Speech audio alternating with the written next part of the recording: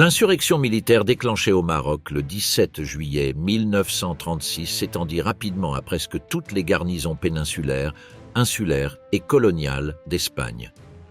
L'insurrection avait, 4 jours plus tard, établi son contrôle sans contestation sur les colonies, une partie de l'archipel des Canaries et des Baléares, à l'exception de Minorque, ainsi qu'un vaste secteur du centre péninsulaire, bien qu'elle ne contrôlât toujours ni Madrid ni Barcelone. L'avancée se faisait de manière inégale. Dans certains lieux, elle se réduisait à un petit noyau de l'armée soutenu par des milices ouvrières armées à la hâte. Dans d'autres, elle s'imposait grâce à une combinaison d'organisations préalables et du soutien de secteurs conservateurs qui l'accueillirent avec soulagement ou avec une discipline imposée. Les instructions préalables du général Mola définissaient clairement l'esprit du coup. L'opération devait être un acte de guerre dans toute sa brutalité, visant à imposer un nouvel ordre.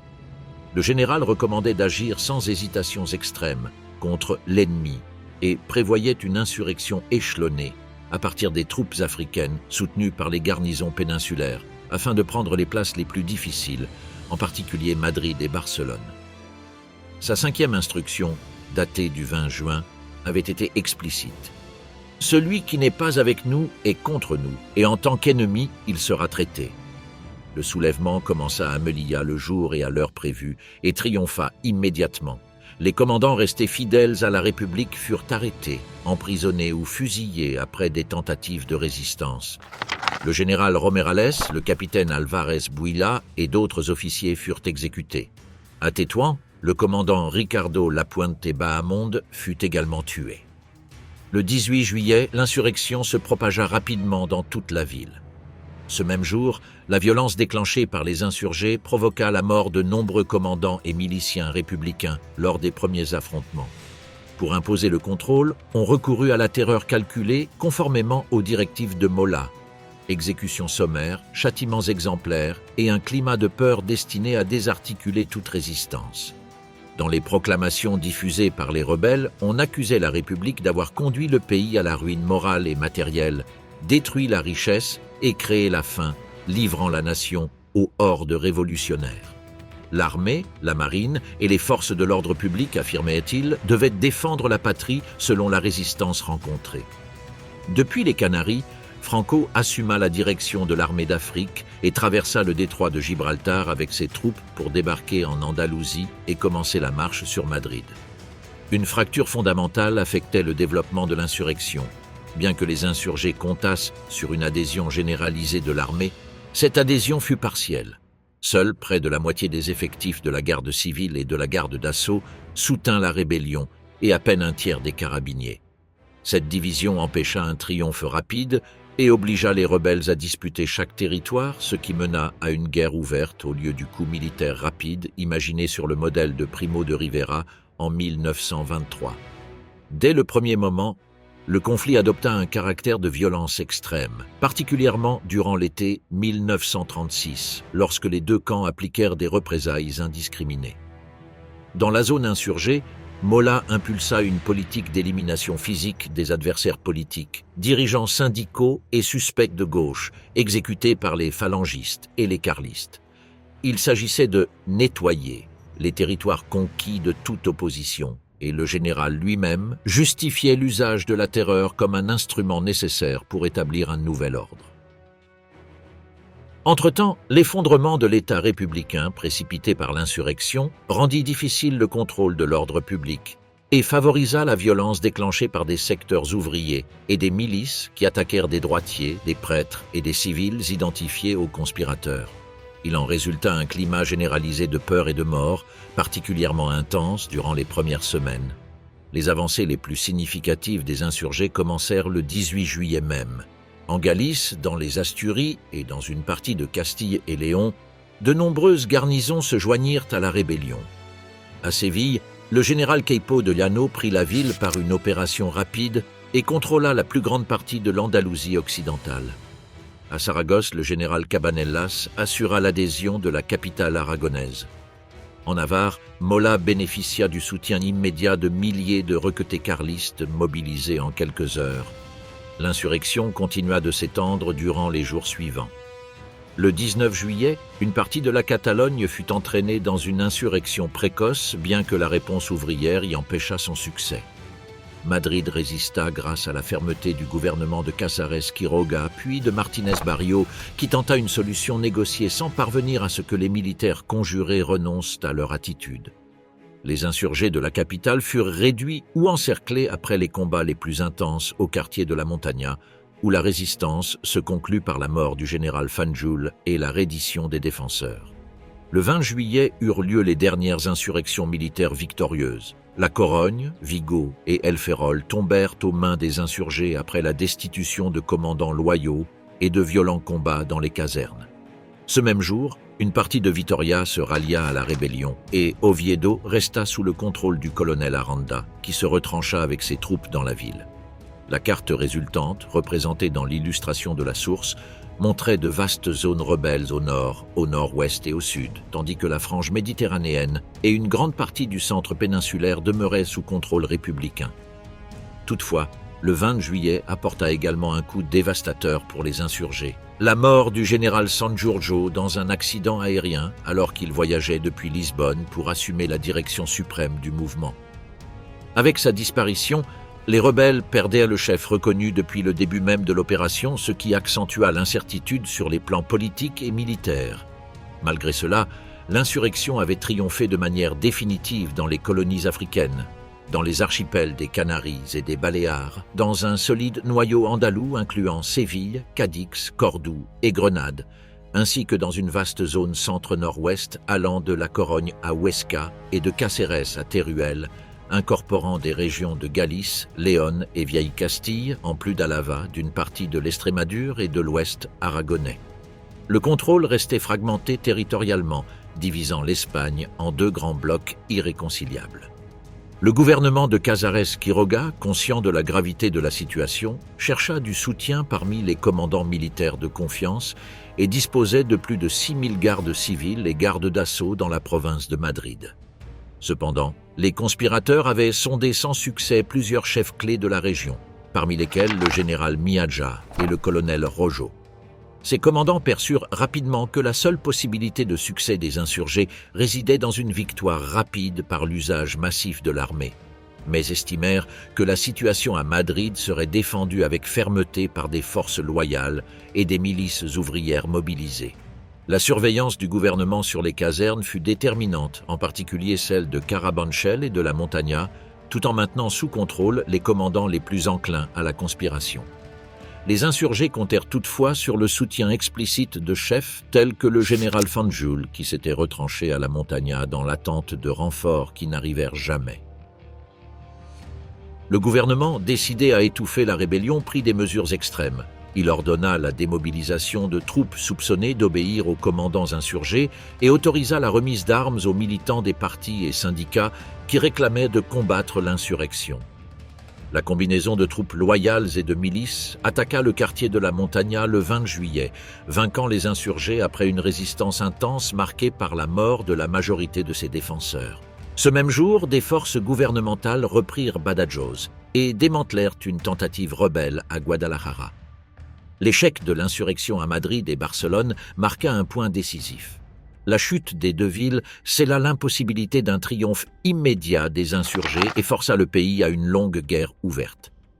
La décision du général Martínez Monge à Valence de rester fidèle à la République constitua un autre revers pour les conspirateurs et assura le contrôle républicain sur la frange levantine. L'échec de l'insurrection à Malaga renforça encore davantage le front républicain méridional, s'ajoutant à la perte d'Almeria et au contrôle gouvernemental des principales bases navales. Au nord, Santander, Oviedo et Álava devinrent les principaux bastions rebelles, maintenus avec difficulté en l'absence d'un commandement unifié. L'incapacité des insurgés à s'emparer de Madrid et Barcelone, ajoutée à la mort de Sanjurjo, fit pencher l'équilibre initial vers la République sur le plan stratégique. À la fin du mois de juillet, l'Espagne se trouvait divisée en deux blocs territoriaux nettement définis, conséquence directe du coup d'État manqué qui avait déclenché la guerre civile. Avant même de s'accomplir la première semaine de l'insurrection, les rebelles n'avaient pas réussi à renverser le gouvernement républicain dans la moitié du pays, ni à prendre le contrôle de l'État sur l'ensemble du territoire national. en plus d'avoir perdu leur chef suprême dans un accident aérien 4 jours seulement après le début du coup. Le gouvernement républicain ne put pas non plus maîtriser efficacement la rébellion et n'était parvenu à la contenir que dans la moitié de l'Espagne, mais au prix de perdre presque toute son armée, d'armer des milices civiles incontrôlées et d'assister à l'effondrement d'une partie importante de l'appareil d'État.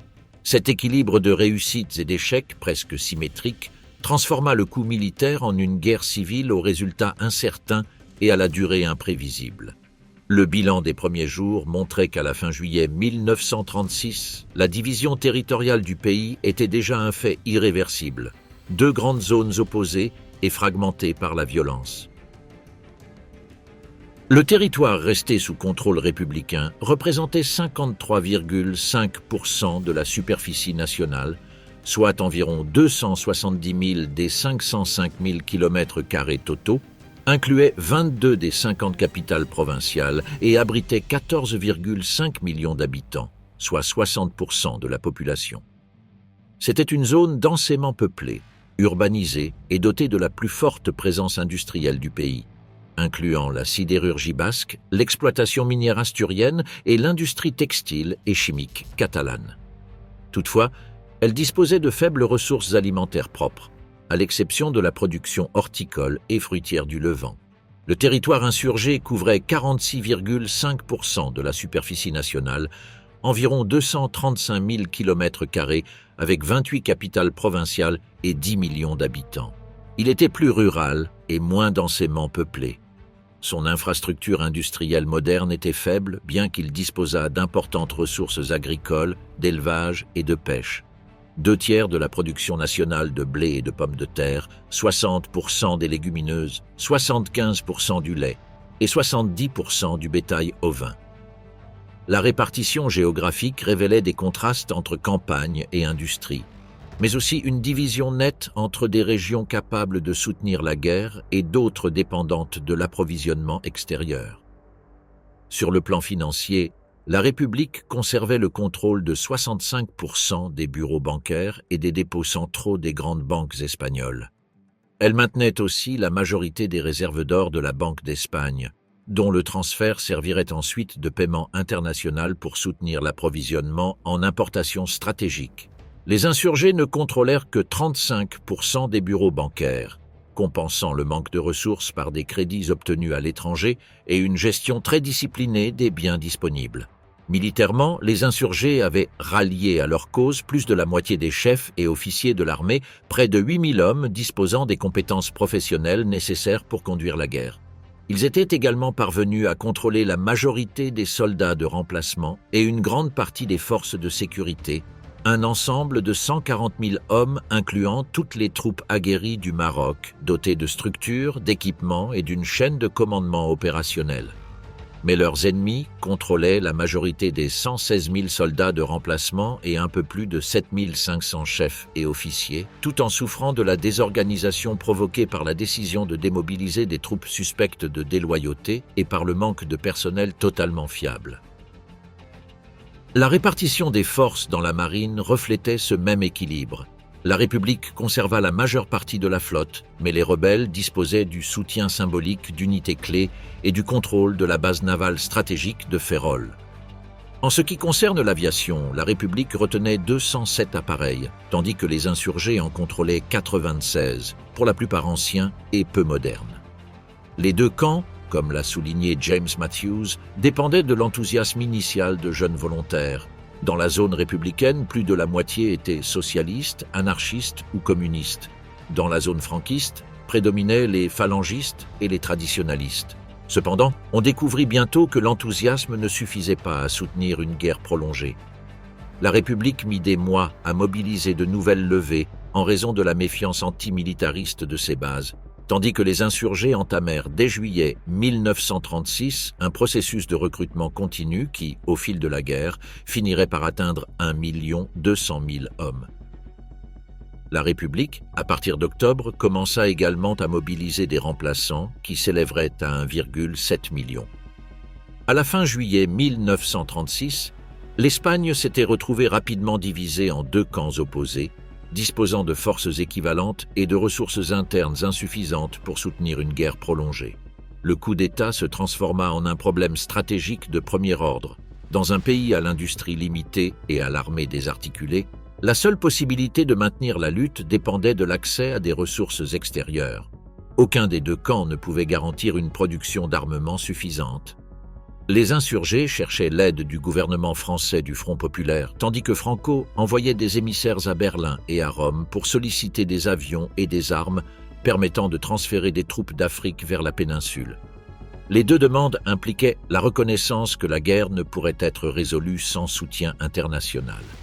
Le conflit s'internationalisa dès le début, avec des résultats décisifs pour l'équilibre initial. La France hésita à aider la République, craignant un affrontement diplomatique avec les gouvernements autoritaires européens. Mussolini et Hitler répondirent plus rapidement aux demandes de Franco, envoyant du matériel, des avions et des conseillers. Ce flux d'aide extérieure renforça la cohésion militaire des insurgés et facilita l'ouverture d'un pont aérien entre le Maroc et la péninsule, un fait crucial pour soutenir l'avancée vers Madrid. La défense de Madrid. L'idée initiale de Mola consistait à triompher en quelques jours grâce à une seule grande opération. Prendre Madrid, pourquoi une offensive simultanée fut planifiée depuis 5 directions, en comptant en outre sur les garnisons de la capitale elle-même, mais les plans initiaux ne furent pas réalisés. Les rebelles comprenaient qu'occuper la capitale de l'État, centre politique, économique et social de l'Espagne, reviendrait à légitimer leur cause devant l'opinion internationale et à couper les communications ainsi que la capacité de direction du gouvernement républicain. Pour les défenseurs, en revanche, le sort de Madrid signifiait le sort même de la République. Dans les premiers jours qui suivirent l'insurrection, la situation militaire révéla la profonde différence entre les deux camps. Les insurgés disposaient d'une armée organisée, les républicains durent la former depuis zéro après l'effondrement institutionnel provoqué par la rébellion de la majeure partie de l'armée. Le gouvernement remit des armes au peuple et des masses de miliciens assumèrent la défense de Madrid. Beaucoup fuyaient face à la violence des combats, mais d'autres parvenaient à faire reculer l'avancée des sublevados. L'improvisation marquait chaque action défensive. Dans les jours suivants, tandis que la République tentait de réorganiser ses commandements, les milices vainquirent les foyers insurgés de Campamento et surtout celui du cartel de la Montaña. L'entrée victorieuse des anarchistes dans ce bastion symbolisa le triomphe initial de la résistance et provoqua des scènes de liesse dans toute la ville. L'armement distribué par le gouvernement Giral fut réparti entre organisations politiques et syndicales sans critères militaires clairs, ce qui se traduisit par la faible capacité des premières colonnes formées le 20 et 1 juillet à combattre dans la Sierra madrilène. Là, dans des cols comme Navacerrada, Somosierra et Guadarrama, les colonnes de miliciens parvinrent à freiner les forces de Mola jusqu'à la fin juillet, dans des combats qui produisirent de nombreuses pertes. De ces batailles émergèrent des figures comme Lister, Modesto, Campesino, Cipriano Mera et Julio Mangada, ce dernier devenu un symbole populaire à Madrid. Au début du mois d'août, le front de Madrid se stabilisa, signe clair de l'échec du coup militaire. Les deux camps durent réorganiser leur stratégie. La République, au milieu du désordre, remplaça le ministre de la guerre Castello et nomma Hernández Saravia, et à la mi-mois fut créé le théâtre d'opération du centre de l'Espagne sous le commandement du général Riquelme. Les sublevados, entre-temps, décidèrent de recourir à l'armée d'Afrique. Des réguliers et des légionnaires aguerris dans la guerre coloniale, environ 24 000 hommes dotés d'une véritable capacité offensive. Franco, arrivé à Tétouan le 19 juillet, en prit le commandement en proclamant que le mouvement était imparable. La principale difficulté résidait dans le transfert de ses troupes vers la péninsule, car la marine restait majoritairement fidèle à la République. Les insurgés dépendirent alors de l'aide étrangère. L'Allemagne envoya le 29 juillet ses premiers avions et, un jour plus tard, l'Italie expédia des appareils Savoia Marchetti. Cette aide permit d'organiser un pont aérien pour transférer légionnaires et réguliers à Séville. Le Portugal, de son côté, apporta immédiatement un soutien matériel et logistique, essentiel dans des zones comme Cáceres, où l'on alla jusqu'à gérer l'approvisionnement en essence à Lisbonne une fois les réserves locales épuisées. Une fois consolidé le flux de troupes africaines, La marche vers Madrid fut envisagée depuis Séville sous le commandement de Yagu. On envisagea d'avancer par Cordoue, mais le défilé de Despeñaperros était fortement défendu par les mineurs de la Carolina qui avaient miné les accès. On opta donc pour la route d'Estrémadure, Mérida, Cáceres, Navalmoral de la Mata, Tolède et enfin Madrid. L'influence du Portugal sur cet itinéraire renforça l'avantage stratégique du chemin choisi. Les colonnes franquistes avancèrent rapidement par la route de la Plata, montrant leur nette supériorité militaire et employant des méthodes répressives sévères. Après avoir occupé Mérida le 11 août, Yagu proclama l'existence de la colonne Madrid, déclarant que rien n'arrêterait son avance. Malgré cela, Franco ordonna de dévier vers Badajoz, ville républicaine proche du Portugal et stratégiquement indispensable. La place tomba le 14 août après de violents combats. Ainsi s'achevait la première phase de la marche vers Madrid. L'avancée se poursuivit par Cáceres et atteignit Talavera de la Reina le 3 septembre, plaçant les forces franquistes à seulement 100 km de la capitale. Le retard républicain pour occuper Navalmoral se révéla fatal. Azaña regretta de ne pas avoir pris la localité alors qu'elle n'était défendue que par une centaine de gardes civils, car ils fortifièrent la zone et créèrent une chaîne de positions qui facilita l'entrée franquiste vers Madrid. À la mi-septembre, les troupes africaines avaient parcouru 500 km en un mois, confirmant l'efficacité stratégique de la route d'Estrémadure. La prise de l'Alcázar de Tolède devint un point d'inflexion politique. Moscardo résistait depuis juillet avec 1 millier d'hommes, et Franco, qui avait promis de lui porter secours, détourna son armée vers Tolède alors qu'elle était déjà aux portes de Madrid. L'opération retarda de 2 semaines l'avancée, permettant aux défenseurs de mieux s'organiser et de recevoir les premiers envois soviétiques de matériel. Mais politiquement, elle renforça Franco. Le 21 septembre, il fut désigné chef du commandement unique et le 1er octobre, chef de l'État. L'image de Franco entrant dans les ruines de l'Alcázar, diffusée internationalement, consolida son leadership. Pendant ce temps, la République réorganisait ses forces sous le nouveau gouvernement de Largo Caballero, formé après la chute du cabinet Giral. Le commandement fut centralisé au sein du ministère de la Guerre, les milices de sécurité et d'arrière-garde furent créées et la formation de l'armée populaire fut décrétée le 10 octobre. La création des brigades internationales fut également autorisée, leur envoi se concrétisant à la fin du mois. Au début novembre, avec les troupes franquistes aux portes de la ville, le gouvernement décida de se transférer à Valence pour éviter sa capture. Le général Miaja resta aux commandes de Madrid, avec Vicente Rojo comme chef d'état-major. Le 6 novembre commença l'offensive franquiste sur la capitale avec environ 15 000 hommes. Ce qui était prévu comme une opération éclair se prolongea jusqu'en mars 1937. Les insurgés attaquèrent frontalement par les ponts de Tolède, Ségovie, Franceses et Princesa, espérant répéter l'avancée linéaire qui avait été efficace lors de leur marche depuis Séville. Mais la défense madrilène, malgré son hétérogénéité et son désordre initial, résista avec une détermination inattendue. L'aide soviétique en artillerie, blindés et aviation s'ajouta à l'arrivée des brigades internationales, dont la présence renforça le moral populaire, tout comme la célèbre consigne devenue symbole de la résistance madrilène « Ils ne passeront pas ». La colonne catalane de Durruti ajouta un nouvel élan moral et militaire aux défenseurs. Pour la première fois depuis juillet, la République organisa efficacement son arrière-garde. Armement, santé, logistique et transport furent coordonnés pour soutenir la lutte à l'intérieur de la ville. Vers la fin novembre, les opérations franquistes s'arrêtèrent en constatant que les attaques frontales ne parvenaient pas à briser la défense. L'armée africaniste, victorieuse jusqu'alors, subit son premier coup d'arrêt décisif. La bataille se concentra avec une dureté particulière dans la Casa de Campo et la cité universitaire où les combats, maison par maison et bâtiment par bâtiment, freinèrent l'avancée ennemie. Les intenses bombardements allemands ne purent briser la résistance républicaine. Lors de la reprise des opérations, les franquistes tentèrent d'encercler la ville du nord-ouest au sud-ouest, mais ils se heurtèrent à une armée populaire qui gagnait en effectifs et en discipline, favorisée par la mobilisation continue et l'instruction accélérée. Pendant ce temps, Madrid restait isolée par le nord, l'ouest et le sud. Seule la route de Valence demeurait ouverte, et il était évident que son contrôle serait décisif pour les deux camps. Le plan insurgé visait à avancer depuis Getafe et à couper cette voie pour encercler la capitale. L'opération commença le 6 février.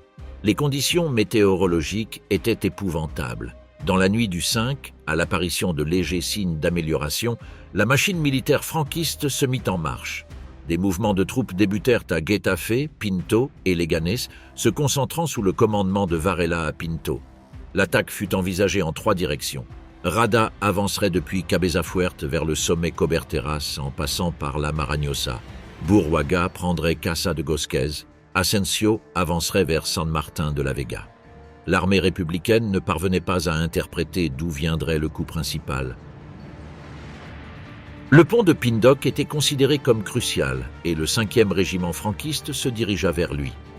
Dans la zone, 3 escadrilles républicaines de Polikarpov IM-16 tentèrent de contenir l'ennemi, mais les batteries antiaériennes allemandes de la Légion Condor les forcèrent à se replier. Entre le Cerro de Los Angeles et Vallecas, l'artillerie croisa le feu toute la journée. À 5 heures de l'après-midi, les objectifs du jour étaient atteints pour les insurgés. La Marañosa, le sommet Coberteras et les hauteurs environnantes étaient tombés, fixant le front sur la rive sud du Manzanares et à San Martin de la Vega, où subsistait encore un petit foyer de résistance. Au cours de la nuit du 7 février, les républicains se mobilisèrent, mais dans une grande confusion.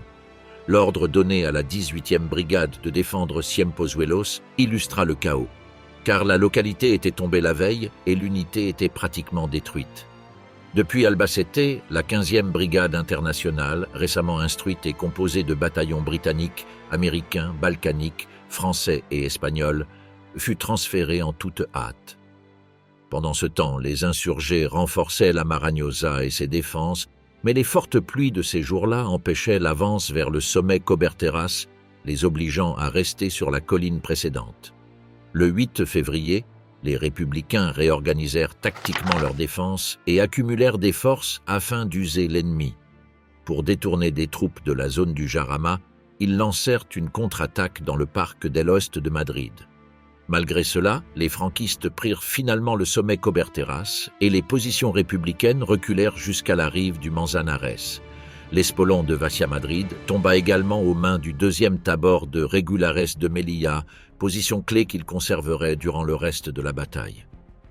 Le 9 février, la pluie paralysa les approvisionnements vers la Marañosa, obligeant à improviser le passage des camions sur des poutrelles de bois.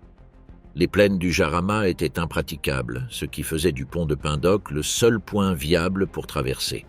Le 10 février, il fut décidé de s'en emparer, bien qu'il fût miné, car sa position facilitait une avancée rapide avec le soutien de l'artillerie. À 3 heures du matin, le 11 février, 6 hommes avancèrent silencieusement sur le pont et surprirent les sentinelles républicaines. Les sapeurs réussirent à désactiver 4 des 5 charges explosives. La dernière explosa, mais sans endommager la structure. Les républicains se replièrent vers l'est et, après de durs combats, les troupes franquistes fortifièrent les casas de Pajares. Ce jour-là, les insurgés avaient rempli une grande partie de leurs objectifs. Ils avaient franchi la rivière et établi une tête de pont. À l'aube du 12 février, les républicains se réorganisèrent et se retranchèrent. Les insurgés espéraient prendre Arganda par la gauche, Morata par la droite et avancer au centre avec la brigade de Burruaga. Commença alors la phase la plus sanglante de toute la bataille. Le 3e tabor de Tétouan traversa le pont de San Martin de la Vega et la 8e bannière de la Légion s'empara de la colline du Pingaron sans presque rencontrer de résistance. Sur les collines proches de la route de Morata, de violents affrontements opposèrent brigadistes internationaux et troupes d'Asensio. Le bataillon britannique subit les pertes les plus lourdes. 225 de ses 600 hommes tombèrent en défendant des positions sur White House Hill, qui serait désormais connu comme Suicide Hill. Les pertes nationales furent également très élevées. 468 dans la colonne de Burruaga, 146 dans celle de Baron et 104 dans celle d'Asensio. La journée révéla l'énorme usure subie par les deux camps, tandis que les républicains gagnaient du temps pour recevoir des renforts venus du Levant. Le 13 février, les insurgés maintinrent leurs objectifs à Arganda, Morata et Pingaron, mais ils modifièrent à peine les lignes de front malgré l'atteinte de hauteur proche du sommet de Valdeperdicès. Le 14, les pertes et le manque de ravitaillement obligèrent pour la première fois à suspendre l'avance franquiste. La 14e brigade internationale encercla des positions ennemies à Valdeperdices et Cerro Milano, tandis que les chars soviétiques impulsèrent les contre-attaques républicaines. L'artillerie nationale permit finalement de reprendre du terrain. Le gouvernement décréta la mobilisation générale des hommes de 20 à 45 ans. Depuis le 6 février, les insurgés accumulaient déjà 1200 pertes, dont 700 pour la seule journée. Le 15 février, les franquistes continuèrent à tenter de dominer la vallée du Tajuña. La 5e bannière de la Légion prit la Casa de la Radio, mais la perdit peu après lors d'une contre-attaque. Asensio tenta de prendre la côte 700, défendue par des survivants du bataillon britannique, sans obtenir d'avancée décisive. Le 16, sous le commandement de Miaja, les républicains procédèrent à une profonde réorganisation. Les combats provoquèrent plus de 500 pertes chez les insurgés, bien qu'Asensio parvint finalement à prendre la côte 700, proche de Morata. Le 17 février, avec des tranchées très proches, des moments de grande confusion se produisirent. Il y eut des attaques républicaines sur le Pingaron et des contre-attaques nationales à la Marañosa et à l'Espolón de Rivas. Le 18, le groupement Modesto tenta de surprendre le point Coberteras sans succès. Au Pingaron, les forces de Lister atteignirent une avancée à 200 mètres du sommet. Baronne occupa des positions à 300 mètres de la maison de la radio. Ce jour-là se distingua le premier succès net de l'aviation franquiste sous Garcia Morato.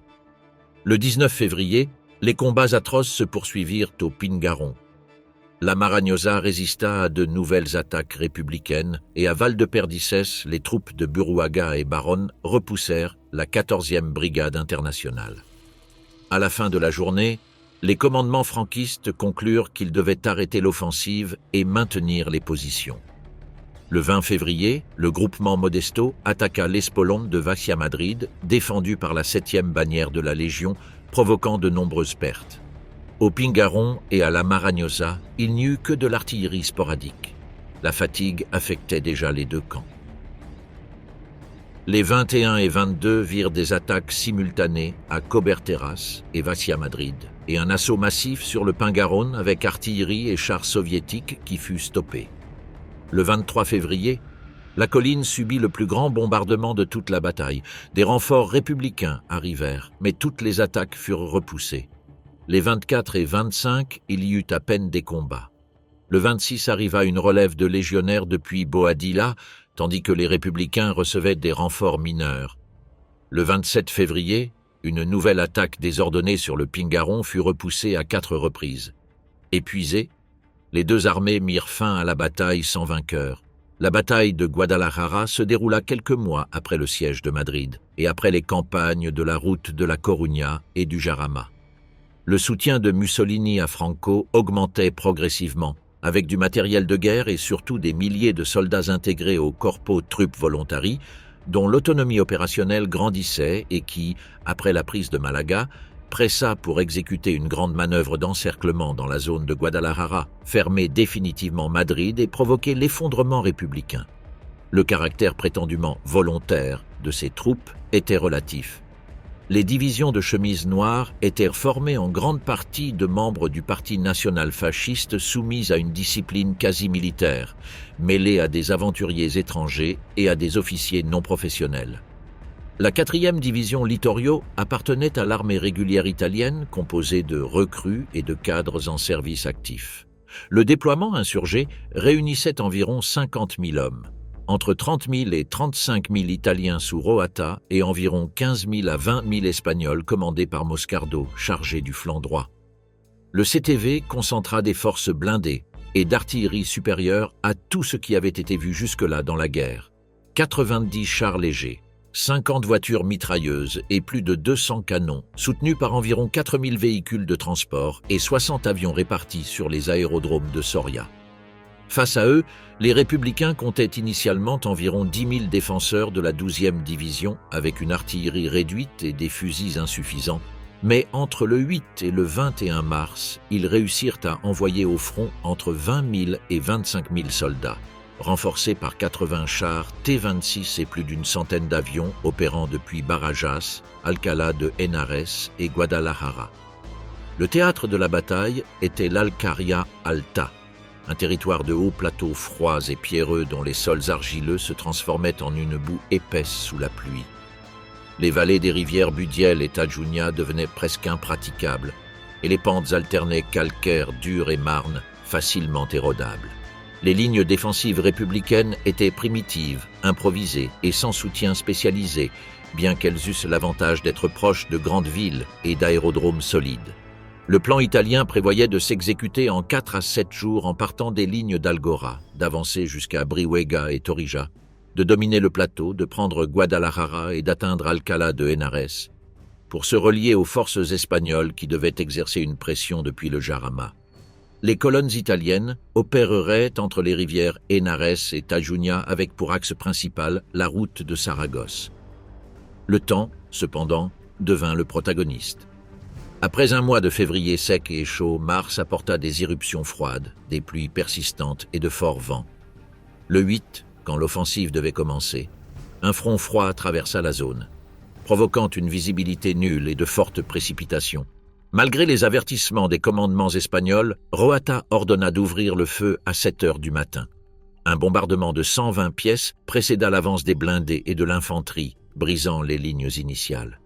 Mais l'aggravation du temps obligea à interrompre l'appui d'artillerie, paralysa l'aviation rebelle en inondant ses pistes et, en contraste, permit à la République de maintenir un certain soutien aérien.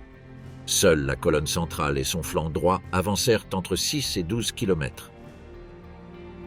L'offensive franquiste dans le nord. Pendant ce temps, Franco avait pour objectif d'écraser la résistance militante, et pour cela, il savait qu'il devait avancer vers la Méditerranée. Les opérations de la campagne du Nord ont commencé à la fin mars 1937. Le 31 mars, l'offensive sur la province de Biscaye a été lancée depuis des positions précédemment conquises, visant le cœur industriel du Pays basque. En quelques jours, les insurgés ont resserré le siège sur le territoire basque, combinant supériorité aérienne et navale, puisque la flotte républicaine était concentrée en Méditerranée et les rebelles ont imposé très tôt un blocus sur la mer Cantabrique, isolant ainsi le nord républicain de toute aide extérieure. Le 26 avril 1937 a marqué un jalon brutal. Des avions de la Légion Condor allemande, avec des unités aériennes du camp franquiste, ont bombardé la ville de Guernica. Le bombardement a causé un désastre parmi la population civile et a détruit une grande partie du centre-ville. 3 jours après l'attaque, les forces insurgées ont occupé la ville. Avec Guernica soumise, l'avancée vers Bilbao s'est accélérée. Les défenses basques, composées par l'armée de la province, les milices ouvrières et les goudaris du territoire, ont tenté de résister autour de ce qu'on appelait la ceinture de fer, protégeant la capitale industrielle. Mais le plan défensif avait été gravement compromis. Les conspirateurs avaient obtenu les plans de la fortification, ce qui a permis aux troupes nationales de pénétrer par leurs points faibles. À cela s'est ajoutée une intense campagne de bombardement sur Bilbao et sa périphérie, par artillerie lourde et aviation, ce qui a détérioré le moral des défenseurs et de la population. Le 19 juin, Bilbao est tombé. Sa perte n'a pas seulement représenté la conquête d'un centre stratégique et industriel où l'acier était frappé, où se produisait la sidérurgie et qui représentait une structure manufacturière vitale, mais aussi le coup décisif porté au territoire basque. Après la chute de Bilbao, le front basque est pratiquement rompu et la République a perdu son bastion en Biscaye. L'offensive a poursuivi son cours vers l'ouest et vers la Cantabrie. À la mi-août, les forces franquistes ont lancé leur attaque sur la région de Santander. Le 14 août, l'offensive vers cette zone a commencé avec une déviation vers les montagnes depuis Reynosa et des opérations simultanées par la côte. Les défenseurs républicains, composés de milices cantabriques et de troupes loyales restantes, désorganisées et aux ressources limitées, n'ont pas pu résister efficacement à la combinaison du blocus maritime, des bombardements aériens et des avancées terrestres de l'ennemi.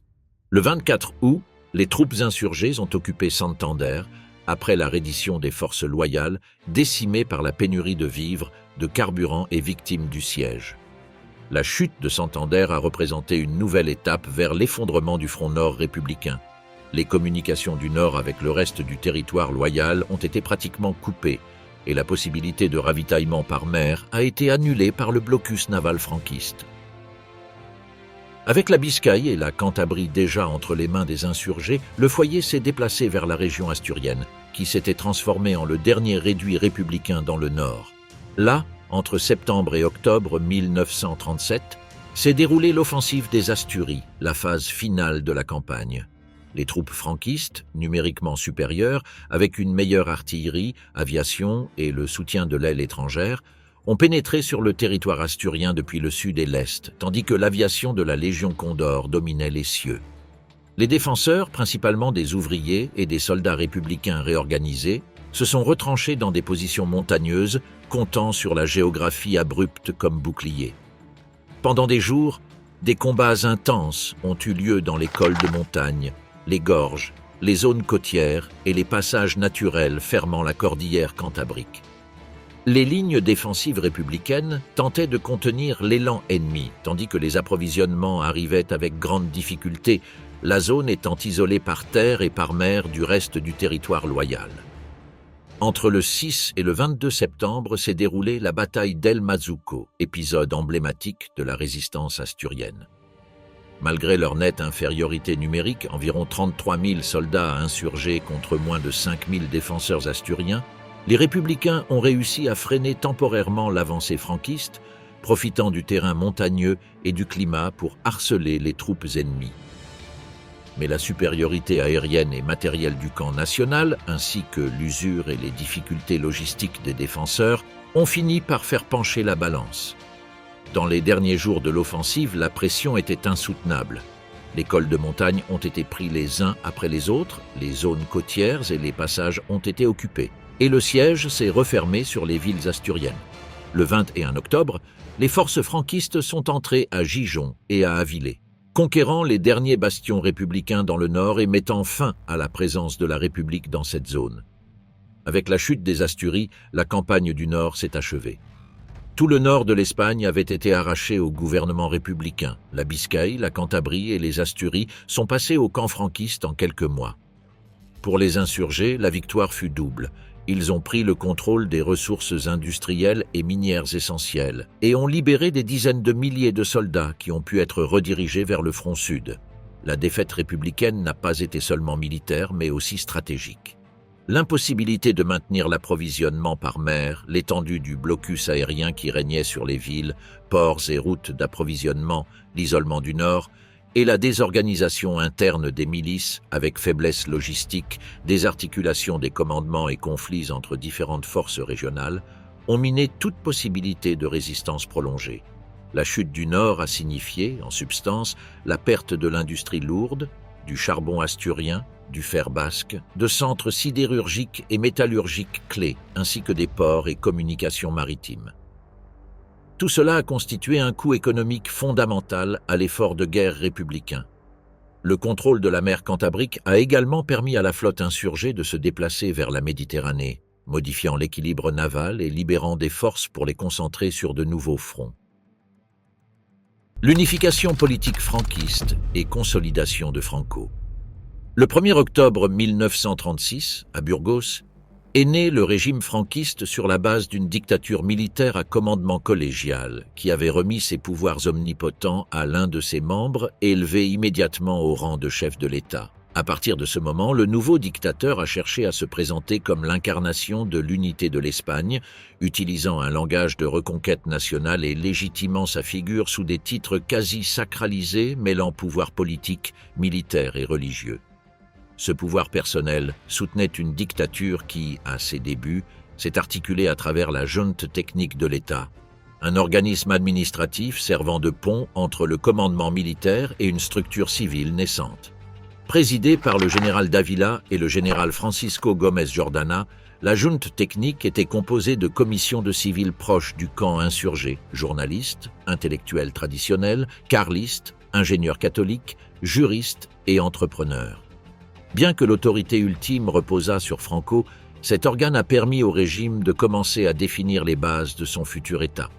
L'Espagne s'organisait ainsi selon un concept totalitaire, englobant la vie politique, sociale et économique, inspiré des modèles fascistes européens, mais adapté aux traditions autoritaires espagnoles. L'État se construisait comme un appareil unifié autour du chef, avec suprématie militaire et avec le soutien explicite de l'Église catholique. Ce processus d'institutionnalisation accélérée répondait à la prolongation inattendue de la guerre.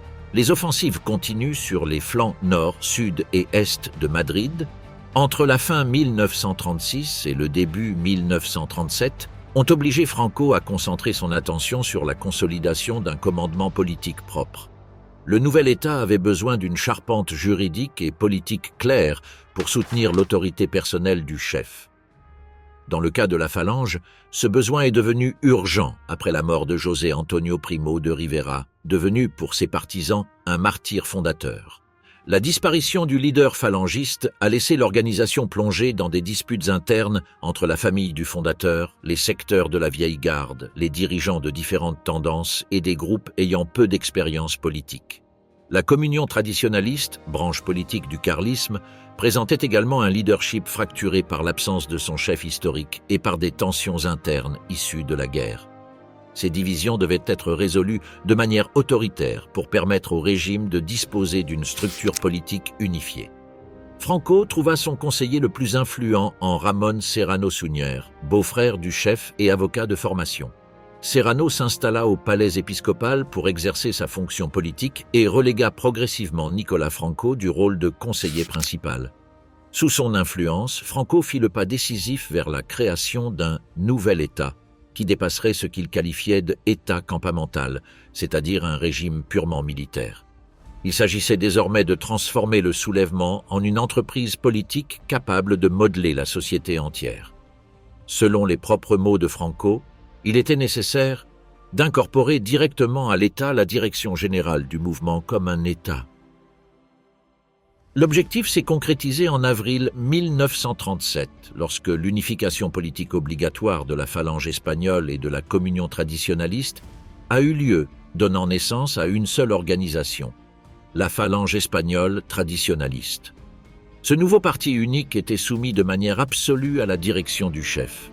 Sa création signifiait la disparition formelle des identités politiques antérieures et la concentration de tout le pouvoir politique entre les mains de Franco. L'unification impliquait l'élimination des conflits internes, la répression des secteurs dissidents et la domestication de la Phalange, qui avait eu des tendances révolutionnaires et autonomes. La formule propagandiste du régime pour justifier l'opération proclamait que « Franco n'est pas un chef sans parti, la Phalange est un parti sans chef », plaçant ainsi le chef à la tête comme chef national indiscutable. À partir de ce moment, le nouveau parti unifié adopta des symboles et liturgies issus de la Phalange, tels que le salut bras levé, l'emblème du joug et des flèches, l'uniforme de chemise bleue et béret rouge, l'exaltation mystique des morts, mais incorpora également des éléments de la tradition carliste et de l'imaginaire de croisades religieuses.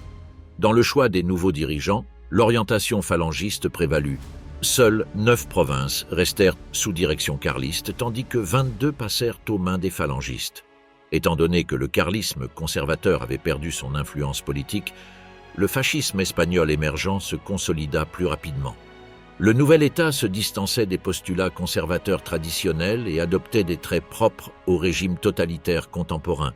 Exaltation du chef, répression des dissidences, création d'organisations de masse et contrôle absolu de la vie publique. À la mi-1937, l'idée de national-syndicalisme promue par la Phalange commença à imprégner les décrets et discours. Serrano Suñer soulignait fréquemment que le mouvement et l'État formaient une unité absolue et que le parti unique était une contre-figure de la République, destinée à détruire les structures libérales et instaurer un ordre autoritaire. Le processus culmina de manière décisive au début de 1938, lorsque le chef forma son premier gouvernement proprement étatique. La composition de ce cabinet montrait l'équilibre entre les forces soutenant le régime, militaires, phalangistes, traditionnalistes et catholiques, tous soumis à son commandement personnel.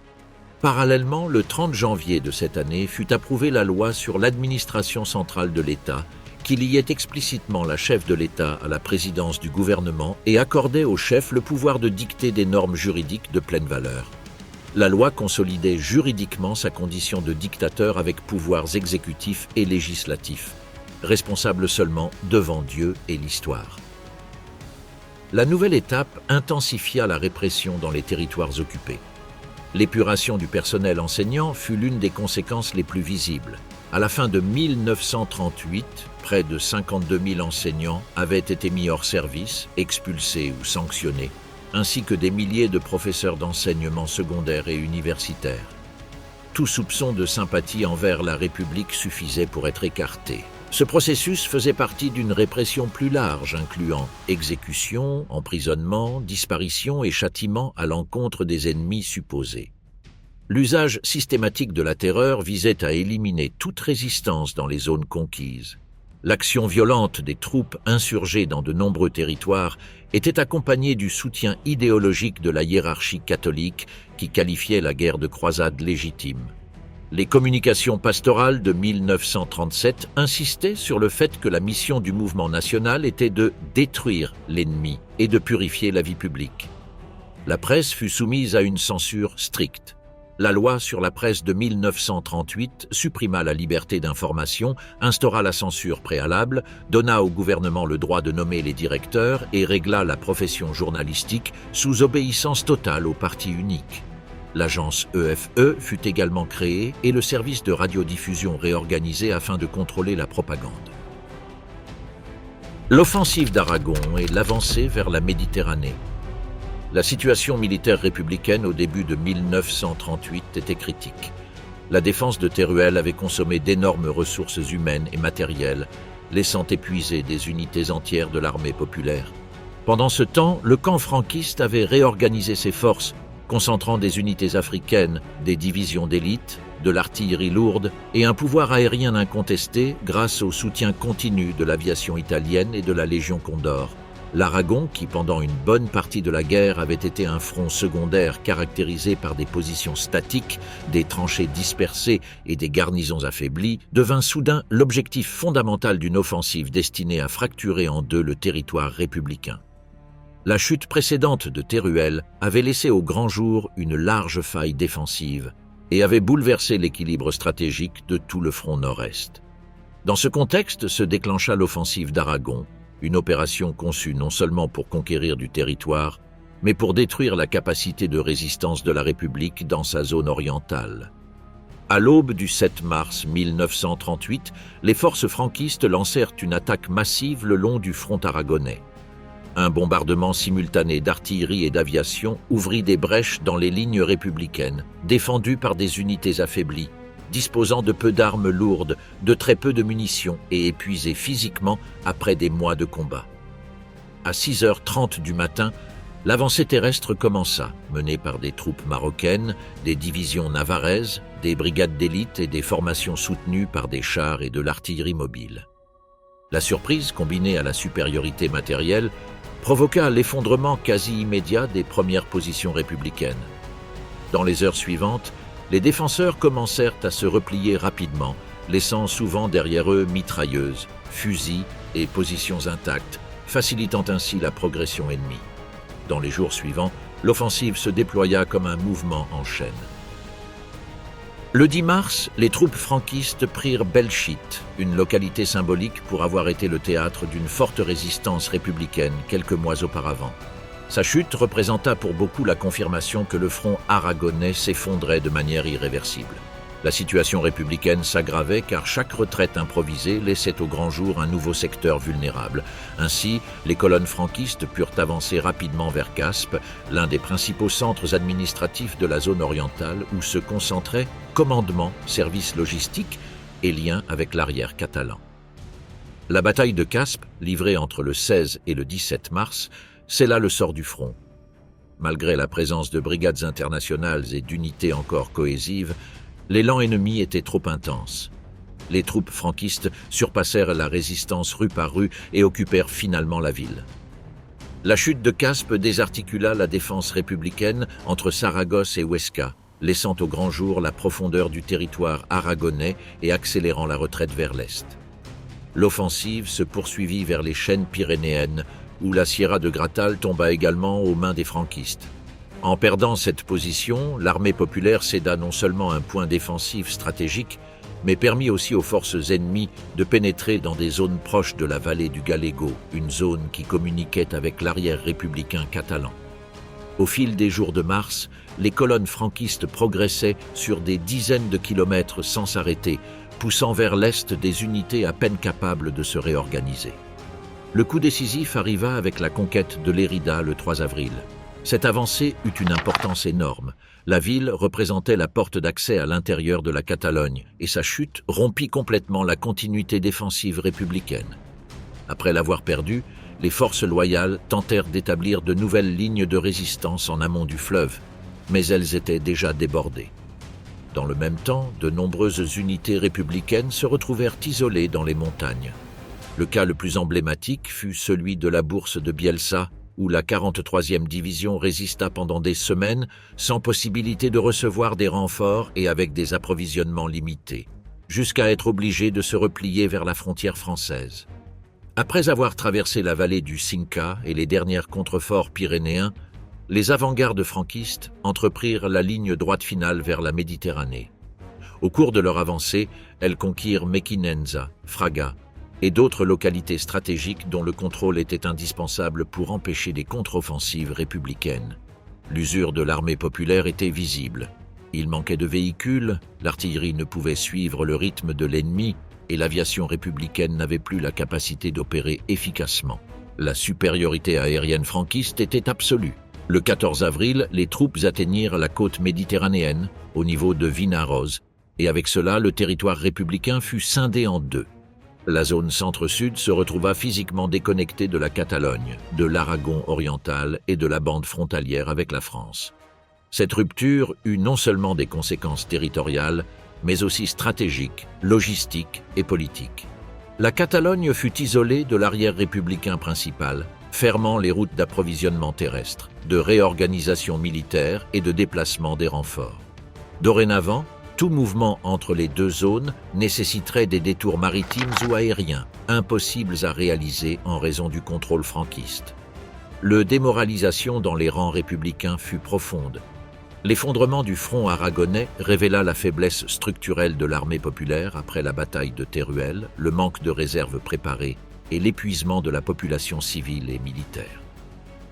La rupture territoriale provoqua également des tensions politiques internes, notamment des accusations croisées entre commandements sur les responsabilités, les erreurs tactiques et les manquements à la discipline. Pendant ce temps, l'avancée franquiste se poursuivit dans la zone de Castellón, consolidant la bande côtière qui séparait les deux moitiés de l'Espagne républicaine. La bataille de l'Èbre. Lorsque les troupes franquistes atteignirent la Méditerranée et divisèrent en deux la zone républicaine, le gouvernement comprit que la Catalogne se retrouvait exposée et isolée.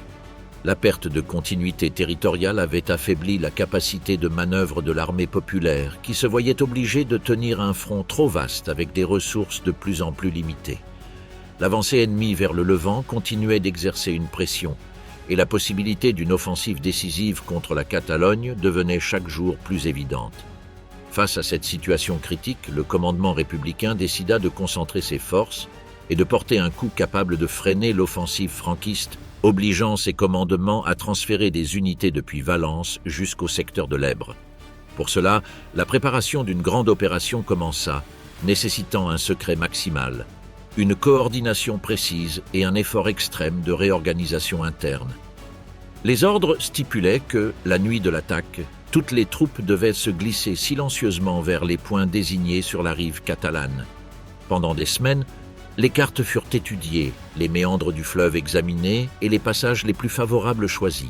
Des ponts de bateaux et des passerelles démontables furent construits dans des ateliers cachés, tandis que les unités désignées se concentraient loin de la ligne pour ne pas être détectées. Le plan visait un franchissement simultané, permettant de sécuriser des têtes de pont avant que l'ennemi ne puisse réagir. L'effort logistique fut énorme. Il fallait déplacer des milliers d'hommes, de l'artillerie légère, du matériel de communication et des vivres, le tout sous la surveillance constante de l'aviation ennemie. Dans la nuit du 24 au 25 juillet, les unités commencèrent à se mouvoir. À 0h30, le franchissement débuta. Les premières barques avancèrent sans bruit, profitant de l'obscurité, et atteignirent avec succès la rive ennemie. Les groupes, chargés de dégager le passage, neutralisèrent les premiers obstacles et assurèrent le terrain pour le débarquement des vagues suivantes. Le silence de l'opération permit aux troupes de traverser en nombre considérable avant que les sentinelles franquistes ne comprennent ce qui se passait. Avant l'aube, les républicains avaient établi plusieurs têtes de pont et commençaient à progresser vers l'intérieur. En quelques heures, les localités proches du fleuve furent occupées par les forces attaquantes. La surprise initiale désarticula les défenses et le rythme de l'avancée fut plus rapide que prévu. Miravet, Benissanet, Rasquera et Corbera d'Ebre tombèrent sous contrôle républicain à l'aube. L'avancée se poursuivit vers Gandesa, point clé dominant les communications de la comarca. Dans les premiers instants de la journée, la résistance franquiste était encore faible et dispersée. Cependant, le commandement ennemi réagit rapidement et commença à envoyer des renforts depuis l'Aragon et depuis le front du Levant pour contenir l'offensive. L'approche de Gandesa marqua un tournant. La ville était mieux défendue que les localités précédemment occupées et bénéficiait du soutien immédiat des unités arrivant en renfort. Pendant plusieurs jours, se succédèrent assauts, contre-attaques et combats intenses sur les accès, mais les forces républicaines ne parvinrent pas à la prendre. L'échec à briser cette défense conditionna tout le développement ultérieur de la bataille. Malgré cela, les positions républicaines parvinrent à se consolider dans un vaste secteur incluant des zones montagneuses extrêmement difficiles, en particulier les sierras de Pandols et de Caval. À partir de ce moment, l'aviation franquiste commença à agir de manière constante. Ces bombardements visaient non seulement les positions avancées, mais aussi les ponts installés par les républicains sur l'Ebre. Chaque pont détruit signifiait une interruption dans l'approvisionnement en munitions et vivres et obligeait les équipes d'ingénieurs épuisés à improviser de nouvelles structures sous le feu ennemi. Pourtant, pendant plusieurs semaines, différents passages restèrent opérationnels, permettant de soutenir l'offensive et de renforcer certaines positions critiques. La bataille se transforma alors en un affrontement de résistance et d'usure. Les républicains se consolidèrent sur les hauteurs de Pandols et de Caval, d'où ils pouvaient contrôler une partie du terrain environnant. Mais ces hauteurs devinrent également une cible permanente pour l'artillerie et l'aviation ennemie. Les combats furent féroces. Les positions changeaient fréquemment de main et, dans de nombreux cas, des assauts étaient lancés pour reprendre un col qui avait coûté des dizaines de pertes la veille. La chaleur de l'été, le manque d'eau et la pénurie de vivres aggravèrent la situation des troupes qui passaient des journées entières sous les bombardements sans possibilité de relève immédiate. Tout au long du mois d'août, la pression franquiste augmenta avec l'arrivée de nouveaux renforts. Le commandement réorganisa ses divisions et lança des offensives successives visant à déloger les défenseurs des hauteurs. Le déséquilibre matériel commençait à se faire sentir. L'aviation franquiste agissait presque sans opposition, l'artillerie frappait de manière continue et les communications républicaines étaient interrompues par les dégâts sur les ponts et les chemins. Les unités attaquantes furent contraintes de reculer de quelques kilomètres, bien qu'elles conservassent encore certains points stratégiques qui continuaient à entraver l'avancée ennemie. Pendant le mois de septembre, la situation devint critique pour les défenseurs. Les pertes étaient très élevées, les bataillons incomplets et le manque de munitions empêchaient de maintenir des barrières de feu continues. Les postes sanitaires étaient débordés et de nombreux blessés restaient des jours entiers sans possibilité d'évacuation. Malgré cela, la directive politique insistait pour poursuivre la bataille afin de retarder les plans ennemis sur d'autres secteurs. Le commandement franquiste reprit des attaques coordonnées qui finirent par fracturer les défenses dans les zones les plus touchées. Peu à peu, les positions républicaines cédèrent. En octobre, le recul s'accéléra. Les troupes républicaines, exténuées après des semaines de combats sur un terrain abrupt, ne pouvaient plus maintenir une ligne cohérente. L'ennemi avait récupéré presque tous les points pris au début de l'offensive, et les ponts d'approvisionnement étaient soumis à un feu constant, rendant leur entretien de plus en plus difficile chaque jour. Le commandement républicain ordonna de résister au maximum pour garantir un retrait ordonné, mais la supériorité de l'artillerie et de l'aviation adverse rendait de plus en plus risqué le maintien sur la rive droite du fleuve. Le 30 octobre commença l'évacuation. Les unités traversaient l'Ebre sous un feu continu, l'aviation ennemie attaquant les passages et les chemins menant au fleuve. Le retrait se fit par étapes. les bataillons couvrant les uns les autres pour éviter un effondrement immédiat. Les ingénieurs tentaient de maintenir les ponts suffisamment longtemps pour permettre le passage des dernières forces, mais beaucoup furent détruits avant de pouvoir être pleinement utilisés. Le 16 novembre, la dernière position républicaine sur la rive droite tomba, mettant fin à la bataille. La chute de la Catalogne. La zone républicaine fut divisée en deux et la Catalogne devint un réduit isolé, entouré par la mer et par un territoire déjà aux mains des insurgés, avec seulement la frontière française comme voie d'évasion. La défaite à l'Èbre avait gravement affaibli l'armée populaire en Catalogne. De nombreux vétérans étaient morts ou blessés, le matériel perdu n'avait pas été remplacé et l'aide soviétique s'était pratiquement arrêtée, tandis que l'Allemagne et l'Italie continuaient à approvisionner Franco.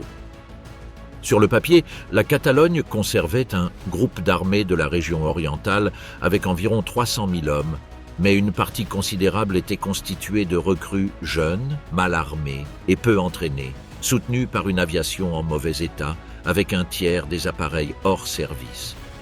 Après avoir retardé l'attaque à cause du mauvais temps, le 23 décembre 1938, l'armée franquiste lança son offensive décisive. Le long du Sègre, qui marquait la ligne entre les deux camps, les troupes de Franco brisèrent le front républicain le jour même.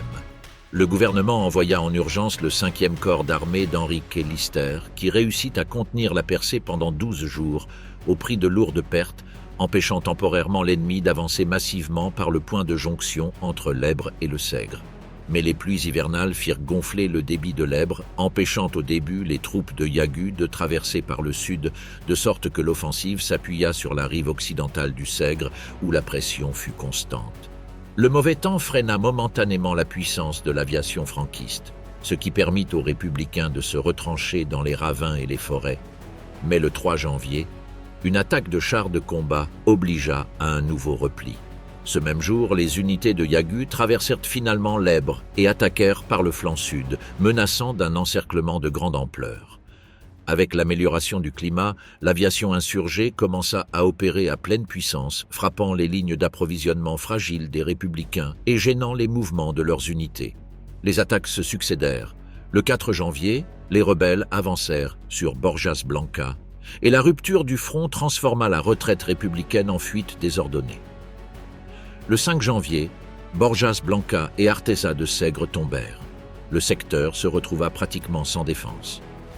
Les vétérans qui défendaient encore l'angle entre l'Èbre et le Sègre, dont beaucoup étaient des survivants de l'Èbre, fuirent face au risque d'être encerclés, tandis que les franquistes consolidaient une tête de pont à Ascaux, depuis laquelle lançaient de nouvelles attaques soutenues par une logistique très supérieure. Vicente Royo tenta d'organiser des lignes de défense successives, L1, L2, L3 et L4, mais elles étaient mal garnies et les unes après les autres furent encerclées ou dépassées en quelques jours. La supériorité numérique était surtout éclipsée par l'infériorité matérielle. La République n'avait pas récupéré l'armement perdu à l'Èbre, tandis que les troupes franquistes disposaient d'une abondante artillerie, aviation et munitions provenant de l'étranger. Pourtant, le gouvernement tenta d'improviser des solutions extrêmes. Le 9 janvier, il mobilisa les réservistes de 1922 et 1924 pour pallier le manque d'hommes, mais le problème ne concernait pas seulement les effectifs. Il manquait des fusils, uniformes, vivres et le temps pour instruire les recrues. Le 8 janvier, les insurgés reprirent leur poussée et prirent Mont-Blanc le 12. Le 14, Valls tomba, permettant de concentrer le maximum de forces sur Tarragone. Les lignes défensives ordonnées par Rojo furent rapidement dépassées et autour de Barcelone, il n'existait presque plus de positions opérationnelles. Yagu conduisit son corps d'armée marocain le long de la côte méditerranéenne en rencontrant peu de résistance, car une grande partie des forces loyales était absorbée à défendre le flanc occidental. L'attaque depuis le sud ne put être arrêtée par les quelques bataillons assignés à Tarragone. Les troupes de Yagu entrèrent à Tarragone et Reus le 15 janvier, ouvrant la route vers Barcelone, qui subissait entre-temps des bombardements aériens quotidiens, similaires à ceux endurés par Madrid en 1936. Le 16 janvier, le gouvernement décréta la mobilisation générale des citoyens des deux sexes âgés de 17 à 55 ans et la militarisation de toutes les industries. mais la mesure arrivait trop tard pour organiser une défense efficace. À la pression du front, de plus en plus proche de la capitale, s'ajoutait une crise d'approvisionnement provoquée par des milliers de réfugiés affluant vers Barcelone depuis toute la Catalogne, fuyant l'avancée ennemie. Le 17, les bombardements quotidiens sur la capitale commencèrent. Le 18, Negrín et le Conseil des ministres déclarèrent l'état de guerre, donnant à l'armée populaire l'autorité civile dans l'arrière et subordonnant les autorités politiques. Mais lorsque la ligne du front était déjà à environ 25 km du centre, ces décisions avaient peu d'effets pratiques. La ville manquait de matériel et de munitions suffisants pour une défense prolongée et la démoralisation des troupes et de la population était extrême. De nombreux recrues catalanes ne croyaient plus à la victoire. Après 2 ans et demi de guerre, la majorité des civils considéraient le conflit perdu.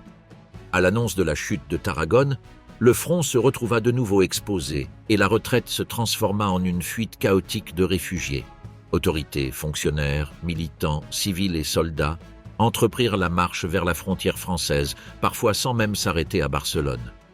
La France, craignant l'arrivée massive de réfugiés dans les Pyrénées, décida d'ouvrir les passages frontaliers le 20 janvier, mais initialement pour permettre l'entrée de matériel de guerre destiné à la République, non pour organiser une défense ni accueillir tous les fugitifs.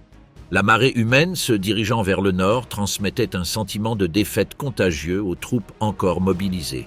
Une grande partie des soldats provenaient de la Quinta del Biberón et d'autres réservistes très jeunes ou très âgés, peu disposés à continuer le combat face à ce qui semblait être l'issue inévitable. Le matin du 22 janvier, Vicente Rojo informa Negrín et le Conseil des ministres que le front s'était de nouveau rompu entre Manresa et Sitges, à environ 20 km de Barcelone. Les unités républicaines abandonnèrent leur position pour se réfugier dans la ville elle-même. Après avoir entendu le rapport, Negrín ordonna l'évacuation de tous les organismes gouvernementaux vers Gérone et Figueres, plus proches de la frontière. Des véhicules civils furent réquisitionnés pour le 23 janvier, mais le secret était impossible. L'exode des fonctionnaires et le retrait des institutions de l'État laissèrent percevoir que Barcelone était en pratique déjà indéfendable. Cette même nuit, la nouvelle du départ du gouvernement se répandit parmi les civils et réfugiés, déclenchant une nouvelle vague de fuites massives. À partir du 23 janvier, des milliers de sympathisants républicains quittèrent Barcelone avec leurs familles et leurs biens, vidant les entrepôts de nourriture pour se ravitailler en route vers la France. Automobiles, camions, bicyclettes et une multitude de personnes à pied saturèrent la route du Nord. Les fonctionnaires emballaient les archives à toute hâte. Documents et cartes d'identité furent brûlés dans les rues par des militants de divers partis pour éviter qu'ils ne tombent entre les mains des vainqueurs, tandis que les pompiers tentaient d'éteindre les incendies dans les sièges politiques. Les prisonniers du camp franquiste encore détenus dans la ville furent également extraits des prisons pour être emportés dans la retraite. Le 24 janvier, un nouveau commandant militaire de Barcelone fut nommé, mais entre désorganisation et déconnexion avec la réalité du front, une défense effective ne se matérialisa jamais. La ville vivait dans un climat de vide et de défaite. Certains dirigeants communistes tentèrent d'organiser des bataillons de fortification, de décréter l'arrêt de toute activité non liée à la guerre et d'ériger des obstacles dans les avenues pour ralentir l'entrée de l'ennemi, mais la population, prise de peur, resta chez elle ou continua de fuir vers le nord. Le flux de réfugiés ruraux et urbains, les camions chargés de meubles, cages, matelas et enfants effrayés bloquèrent les sorties. Des témoignages ultérieurs décrivirent une Barcelone silencieuse, presque morte, 2 jours avant l'arrivée des troupes. Pendant ce temps, l'avancée franquiste se poursuivait. Le 25 janvier, ces unités prirent Sabadell, Taraza et l'aérodrome du Prat. À l'aube du 26, elles atteignirent les sommets du Tibidabo et de Montjuïc. À midi, elles entrèrent dans le centre d'une ville à moitié vide et occupèrent Barcelone sans rencontrer de résistance organisée. La 5e colonne franquiste sortit dans les rues après 2 ans et demi de clandestinité, acclamant l'entrée des insurgés. Les quelques troupes loyales restantes évacuaient vers le nord avec des milliers de réfugiés, tandis que les blessés quittèrent les hôpitaux en tentant de ne pas tomber entre les mains des vainqueurs. Après la chute de Barcelone, l'avancée franquiste se poursuivit sans pause. La prise du monastère de Montserrat, chargée de symbolisme religieux et politique pour les Catalans, fut particulièrement douloureuse. L'objectif suivant fut Gérone, occupé le 3 février, tandis que 2 jours plus tôt se tenait en secret, au château de Figueres, la dernière session des Cortes de la Seconde République sur le territoire espagnol. Seule une partie du gouvernement put s'installer à Figueres, le reste se dispersa dans la région. Azaña et Negrín se réfugièrent à Agulana, qui fit office de capitale républicaine pendant quelques jours. Compagnie et Aguirre s'établirent à Lavajol. Cette dispersion empêchait toute action coordonnée. Le 4 février, il fut décidé que les présidents Azaña, Companys et Aguirre franchirent la frontière française pour éviter d'être faits prisonniers. Figueres tomba le 8 février et le 9, les troupes nationales atteignirent la frontière et occupèrent les passages pyrénéens. Un communiqué de Franco, daté du 10 février, déclara l'offensive sur la Catalogne terminée après 50 jours d'opération. Alors que le front s'effondrait, l'exode depuis Barcelone et le reste de la Catalogne devint le plus massif de toute la guerre. Des centaines de milliers de personnes prirent la route vers la France, beaucoup à pied, affrontant le froid et le manque de nourriture. Au passage pyrénéen, des files interminables de réfugiés se formaient. Au début, les autorités françaises n'autorisèrent le passage qu'à ceux possédant un passeport avec visa, très peu, et le reste fut contraint de camper où ils pouvaient. Débordés, les Français finirent par aménager des camps pour concentrer les arrivants et ouvrir la frontière d'abord aux femmes, enfants et personnes âgées, puis aussi aux combattants. En à peine 4 jours, environ 300 000 soldats franchirent la frontière et détruisirent leur matériel pour qu'il ne tombe pas entre les mains de l'ennemi. Au total, près d'un demi-million de personnes entreprirent le chemin de l'exil, le plus grand exode de l'histoire de l'Espagne, tandis que les troupes franquistes consolidaient leur domination sur la Catalogne et que les restes du gouvernement républicain se dispersaient de l'autre côté de la frontière. Le 28 mars 1939, les troupes franquistes entrèrent à Madrid. Après le retrait républicain et l'abandon progressif de la défense, la ville fut exposée à l'occupation ennemie. Les combats s'étaient intensifiés les jours précédents dans la zone de la Ciudad Universitaria, où la 12e division franquiste, avec d'autres unités, progressa sur plusieurs fronts. Pont des Français, bâtiments de l'odontologie, de la médecine et de la pharmacie, Paseo de Rosales, zone de l'ancienne prison Modelo et stade métropolitain. La pression fut telle que la 16e division nationale pénétra dans la Ciudad Universitaria, tandis que d'autres divisions faisaient leur entrée par le pont de Tolède et la route de la Corogne. Le 28 à midi, les troupes franquistes occupaient une grande partie de Madrid et le 29, elles commencèrent la remise officielle des bâtiments et services urbains au nouveau pouvoir. Ce jour-là, un décret militaire fut également imposé. L'état de guerre fut déclaré dans la province, confiant toute juridiction au commandement militaire, plaçant sous son contrôle crimes, arrestations et ordres de sécurité. Avec Madrid déjà prise, l'attention se porta sur la conclusion définitive du conflit. Le 1er avril 1939, le général Franco, depuis son quartier général à Burgos, signa le dernier bulletin de la guerre. Dans ce bref communiqué diffusé par la radio officielle, il était proclamé « La guerre est terminée. Les troupes nationales ont atteint leurs derniers objectifs militaires. Armée rouge captive et désarmée. » Ce bulletin mit fin formellement à 3 ans de conflit après la victoire des forces insurgées. Cette même date fut consacrée comme la fin officielle de la guerre et marqua le début d'une nouvelle étape sous le commandement de Franco. La logique militaire et symbolique du régime exigeait de consolider son triomphe auprès de la population. Quelques jours plus tard, le grand déploiement public destiné à ratifier ce pouvoir fut préparé. Un défilé des forces victorieuses fut organisé à Madrid, baptisé Défilé de la victoire de Madrid de 1939. Les rues de la capitale furent décorées de drapeaux rouges et or, de portraits du caudillo et de slogans patriotiques. Les unités militaires furent mobilisées et la population convoquée pour assister à la démonstration du nouvel ordre.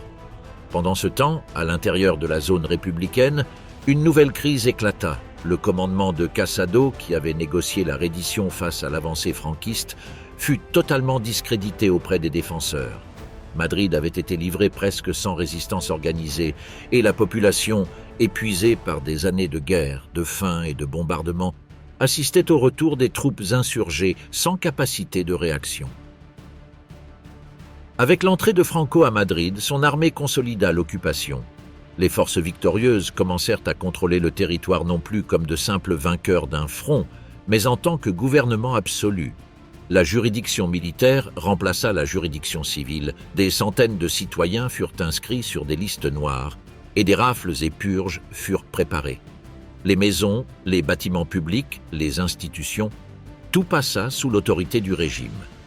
La prise de la capitale signifia de facto l'imposition d'un nouvel ordre politique, militaire et social dans toute l'Espagne. Le défilé de la victoire, célébré peu après, symbolisa ce changement. De nombreuses unités défilèrent sur les Paseos del Prado, Recoletos et la Castellana, rebaptisés selon le nouveau régime, devant des milliers de citoyens acclamant le vainqueur. C'était une démonstration de pouvoir, de présence et de légitimité. L'acte visait à confirmer l'autorité du caudillo et à sceller la victoire devant la nation et le monde. Avec la reddition officielle, l'occupation de Madrid et la célébration publique de la victoire, le cycle de la guerre prit fin. Les armes se turent, les armées furent vaincues et le commandement fut confié à Franco.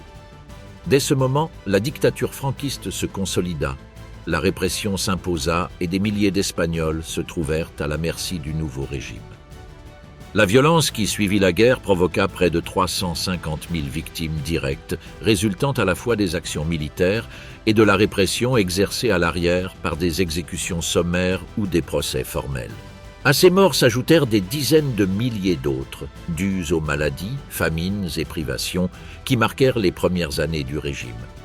Les chiffres globaux mentionnés dans le texte portent le coût humain total à un minimum de 651 000 victimes et un maximum de 735 000, ce qui représentait entre 2,63% et 2,97% de la population espagnole recensée en 1936. L'après-guerre ajouta environ 30 000 morts par répression franquiste et entre 346 000 et 380 000 par surmortalité par rapport à la période précédente, causée par la détérioration des conditions de vie. Avec les morts de la guerre apparurent les victimes politiques de la victoire franquiste. Seule une partie du pays cessa d'être la cible de la violence car de nombreuses personnes durent payer pour leur sympathie envers la République. En 1940, plus de 300 000 prisonniers étaient entassés dans environ 500 prisons ou établissements pénitentiaires habilités à cet effet, alors qu'avant la guerre, l'Espagne ne comptait que quelques milliers de détenus ordinaires. À ce chiffre s'ajoutèrent plus de 400 000 prisonniers, principalement des soldats républicains, internés pendant des mois dans des centaines de camps de concentration répartis à travers le pays. Là étaient effectuées des tâches de classement et de purge politique qui généraient des rapports interminables et une bureaucratie énorme, ainsi qu'une charge constante pour l'administration du régime. Beaucoup de ces internés furent ensuite affectés à des bataillons de travail forcé ou à la soi-disant récupération de l'activité professionnelle, euphémisme derrière lequel se cachaient des châtiments collectifs et des peines prolongées.